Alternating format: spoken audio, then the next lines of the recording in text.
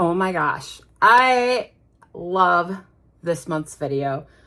Y'all, I took salvage pieces, like old, rusty, crusty things that have just been sitting around that no one was loving, and turned them into such amazing decor. I cannot wait to share them with you. Let's just jump right in. So here's a quick shot of my before. We're working on some salvage pieces. I had to glue that spoon back together, which I did off camera. And then these other pieces are just salvage pieces that have been sitting around for a while, literally an old rusty bucket. And let's get started with the first project, and that will be the spoon. And for that, I'm going to be using the weathered wood, and I'm going to water it down into a wash. I literally just dipped my brush into the paint and then used my Mr. bottle to water it down. I'm going to wipe this on all over this big ladly looking spoon. And then we're going to take a blue shop cloth and we will wipe this back down. This will get sealed up with wax. I'm not sure how anyone is going to use this. I would be putting it in a big old crock if it were me, but we're just going to go ahead and seal this up with some wax so that that paint stain, whatever you want to call it, is totally sealed in, and this project is ready to go. Now make sure to hang out to the very end for the final results, and while I finish this up, let me introduce myself. My name is Sandra, and I'm the owner and creator here at Midwest Charm. I specialize in repurposed, upcycled vintage home decor, as well as all of your DIY needs. You can find me on all of the social medias on our website, midwestcharm.co, or at the Pink Squirrel in Grantsburg, Wisconsin. And on to our next project. You guys, while these are numbered, they're not accurate because I gave y'all some bonus pieces. So I have these rosettes. I actually had a stack of them, and I decided to give them that same faux stain using the weathered wood paint. So we're just going to go on with one coat. I'm going to do the front, I'm going to do the back, and then we are going to go ahead and move on to the next step.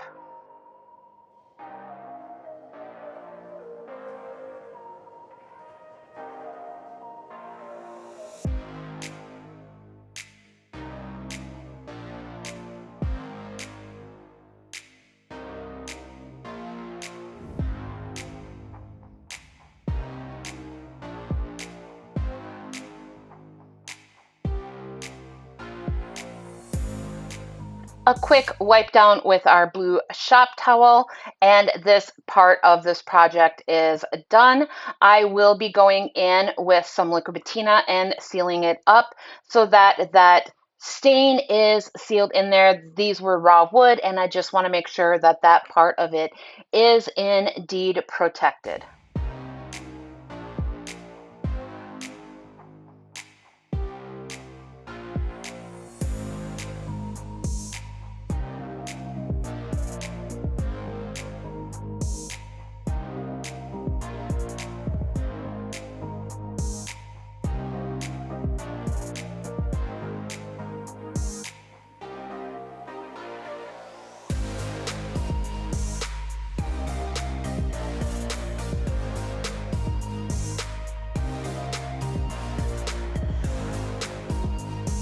I'm going to go ahead and mix up some milk paint. We are going to be using the Lemon Drop Sweet Pickins milk paint, but I wanted to have a little bit of a darker throw to this. So I'm going to take Curry, which is also Sweet Pickins milk paint, and use equal parts of each of them to make a mix. And this is going to just darken up that yellow just a hint so that it's going to make this vignette I have in my head forming absolutely perfect. So we're gonna, while that's dry, mix it up a little bit, add equal amounts of warm water, so 2 scoops, stir that up, and then we are gonna set that aside for about 15 minutes and let that thicken up and let all that pigment get absorbed into the water. And then we will be moving on to our next steps. And this same paint mixture will also be used in multiple projects. So while I might not show this part of it again, it is the same mixture used in the other ones. So we're just going to go into these pieces and start applying our milk paint. And it was right about here when I realized I forgot to use my beeswax bar by Sweet Pickins Milk Paint, and I wanted to. So what I decided to do is go ahead and finish this one up, and then on that second one, I will go ahead and add the beeswax bar to it and then apply my paint after. We're going to let this first coat dry completely and then come in and hit each of these with a second coat of that paint mixture, which again is Lemon Drop and Curry by Sweet Pickins Milk Paint. And here we are with that beeswax bar. I just kind of give it a good quick rub around all those edges, and where I really want this to be absolutely like chippy and wonderful. So we're going to do that and then move on to painting this and getting that second coat applied.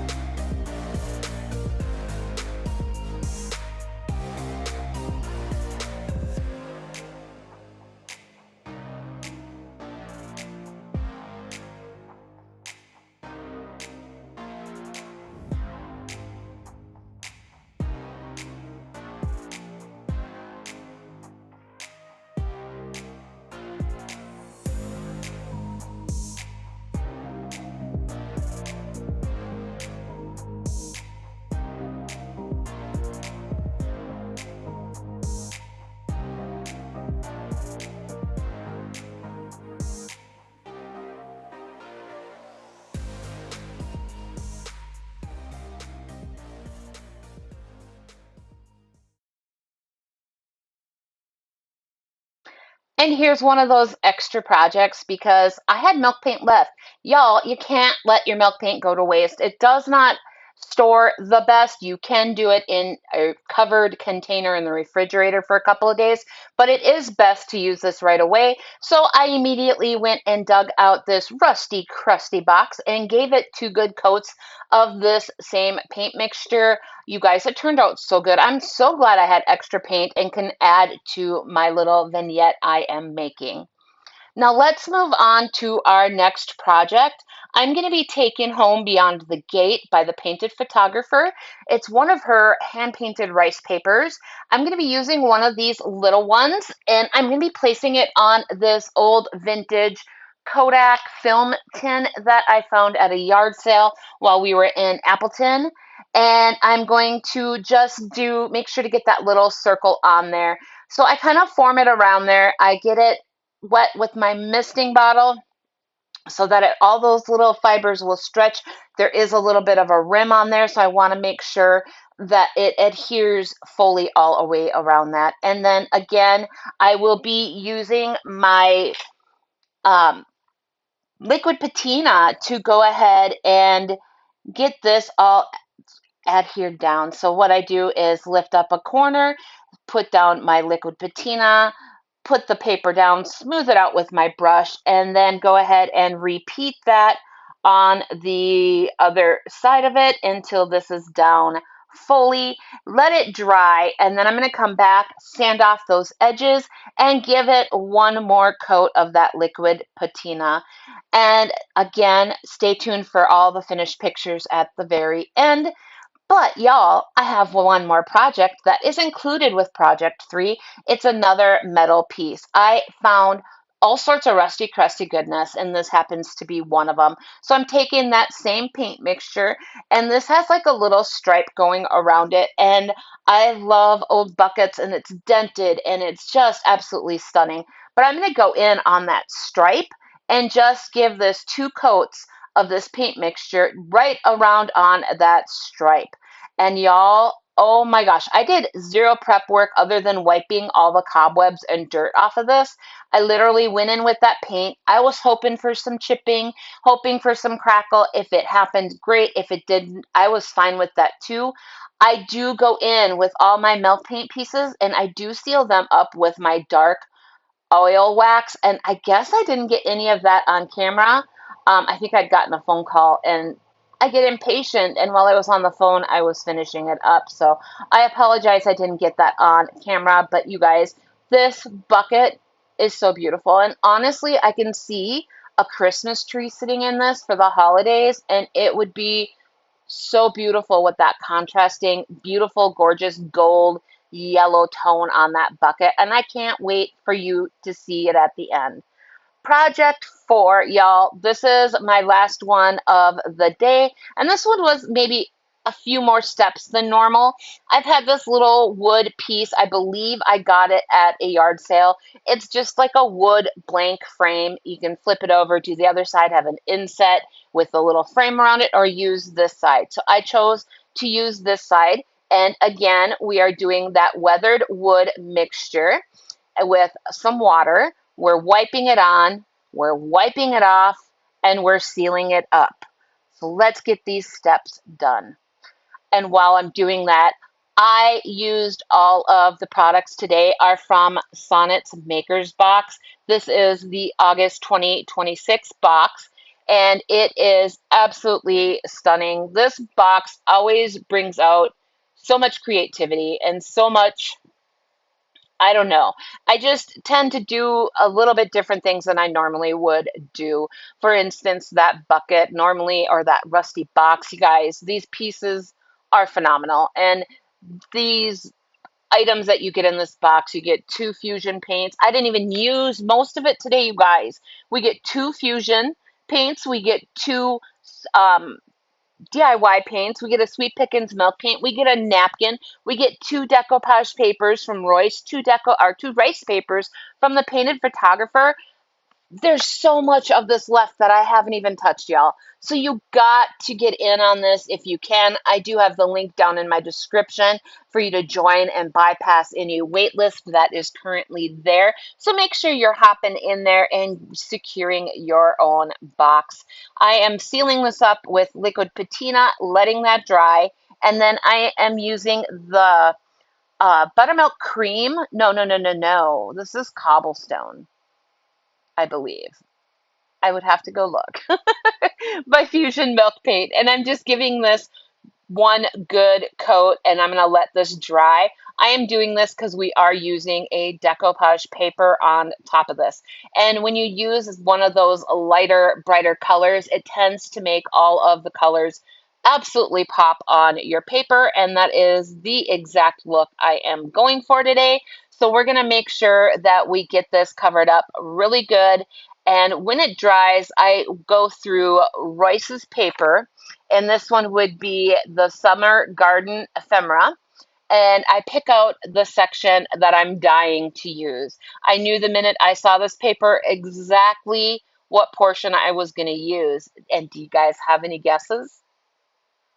I'm so excited. So like cut this out. I did mist it with my misting bottle just to give it some, there's a little wrinkle, from being folded. And I just want this to just lay so smooth. So I let that sit for just a second and then I place this down where I want it to go. I smooth it out with my fingers, and you can see it. Even though this paper is wet, I am able to manipulate it and move it just how I want it and make sure that it's lined up exactly where I wanted it. I wanted the little paint swatches on there, and then obviously I wanted the bird. So we're going to use that liquid patina once again. I'm going to pull this back, put down a strip, lay it down, smooth it out, repeat the process. You know the drill. If you've watched me before, you know how I do this. Now, a few things I am not sure if I showed them or not. I got this all completely done and sealed up, and I really like using my Decrepit Dust by DIY, but I didn't want this to be too dark. So you know what I did? I went in with my milk paint and I dipped my dry brush in there, and I tapped on some of each of the colors of that Sweet Pickins milk paint that I used, the curry and the lemon drop. And I kind of sprinkled that on there like I would my decrepit dust. And then I let it dry. After it was completely dry, I then moved on to these next steps. Now, I don't know if you can tell or not here in this next shot if that's what I did, but I promise you, that's what I did. And again, we are making a wash because I had an idea. I decided I really wanted to do like some sort of a distressed type border on this little art piece. And I wanted just to, more than just like I would with a dark, that I would get with a dark wax. So I went around this and I just kind of touched down with the brush and let it kind of drip and soak in to the edge of this paper, and then also cover up the white paint that is on the edge. I promise you it's covered up by the end. And then I repeat this process on all four of the sides. And when I am done with that, I take my brush and I tap it with another brush. And I give this little bird some splatters on top of that. So we have the liquid patina that sealed the paper in. We have that sprinkle of the two colors of the Sweet Pickins milk paint just kind of dusted on top. You guys, it gave it such a really cool texture, and it just added just enough that it looks fabulous. And then I did the edges and now the splatter. And then I decided I was not quite done. It needed just something else. So I took out my golden ticket, which is a DIY product, and I do have that on the website. And I took a artist brush, just a real fine tip one, and I'm going to give this little bird some gold shadowing. Make sure when you use the golden ticket that you stir it up and get all that goodness mixed all in so that all those pigments are in that liquid patina. And I just went along the bottom like shadowing, and then I traced the outline of its little wing and some of the feathers in the wing as well as in the tail. I know it's really hard to see in this angle, but I promise you it has such beautiful sparkle and it's so stinking pretty. I also went in and added some little dots of the gold on the picture, just like splatter dots, but I applied them singly just to give it a little bit of shine. And one other thing, I'm not sure if I show or not, but I do go along the edges with some Rub and Buff in Antique Old and kind of add a little bit to the edge where the drippy part is, that distressing I added, and then I give it a little bit of shine on the edges, the framing part. And you guys, this turned out perfect, and I can't wait for you to see them all. Hang out to the very end, and I'll say goodbye and fill you in on a few things.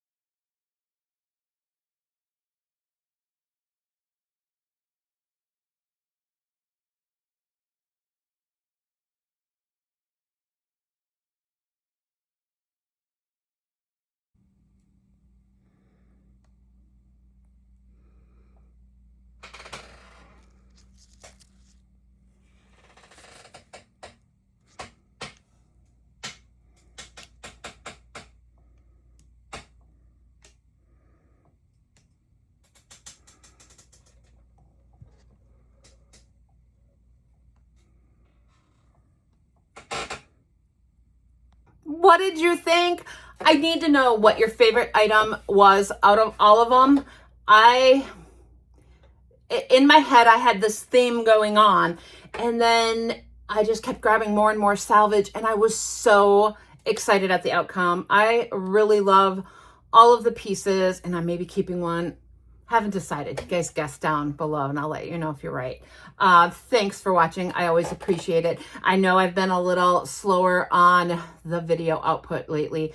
I have been having health issues, and if I'm not feeling well, this is the last thing on my mind to do, and I just need to take care of me right now. So if I'm not getting my videos out in a timely manner, that is why. So I apologize, you guys.